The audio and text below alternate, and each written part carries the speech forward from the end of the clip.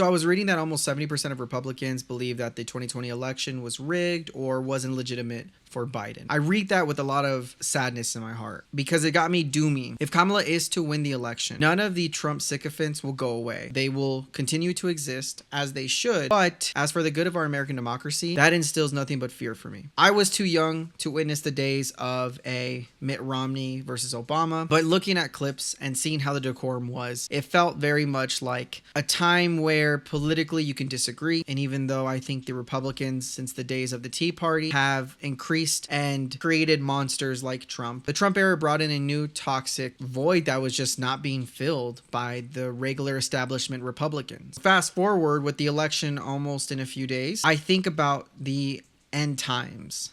Will we be able to get past this? Because those people who are controlling the Republican Party will not cease to exist. If Trump throws in the towel and he doesn't run in 2028, who will take his place? These are questions that have been being asked since 2016. Do these people continue to support him? And do they get more violent?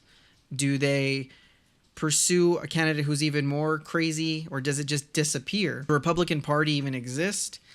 Will it always just be a Trump party from here on out? The juniors step up and basically try to fill that void. The rhetoric isn't going to go away, though. It's not like Mitt Romney was saying anything that much different. He was, by all means, a better candidate in regards to respecting our democracy and its processes. But the rhetoric of anti-immigration and control, attacking of women's autonomy, seems to be slowly fish.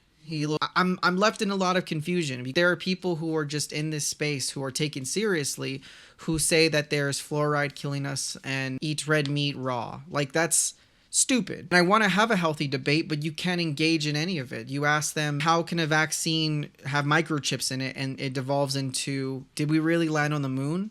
It's disheartening. It's scary. It's annoying. I'm legitimately terrified. If we win, the fear of violence, I feel like, is still going to continue. Of course, if you have 4 years of a Trump, he's just going to amplify it, and then we're stuck in the same position. Here, at least, we get rid of him for now, and we can maybe focus on an actual discussion of policies. Maybe that weird rhetoric will disappear with him, right? Like, if someone says they're eating the cats and dogs, you can't really engage in that. But if that conversation disappears, maybe we can talk about how the asylum process can be iffy, and you can't have a conversation because they're just eating dogs and cats, right? I hope that goes away with him, but I'm scared it will not, especially if 70% of the Republican Party just doesn't want to play into reality. I don't know. This is definitely, I don't want to sound too doomerism, but it's definitely a thought in my head and it's keeping me up. So for the remaining weeks, I am not going to talk about politics. I don't think we're going to find out who is the president anytime soon. I think it's going to be a contested battle.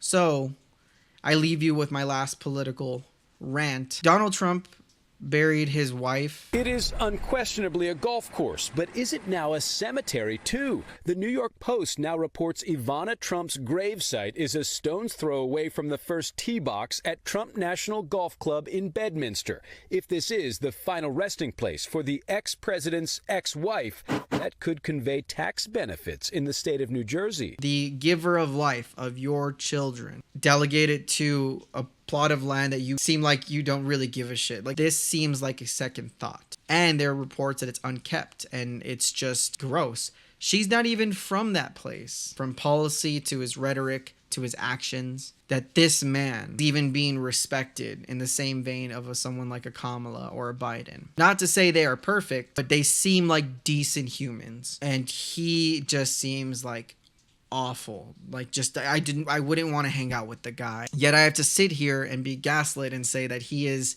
important. It kills me. It kills me that this is a conversation. It kills me that this man is continuously increasing in his support.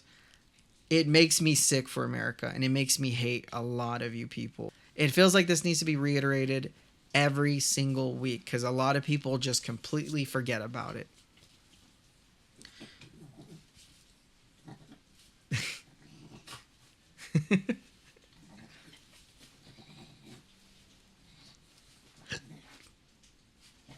All right. Peace.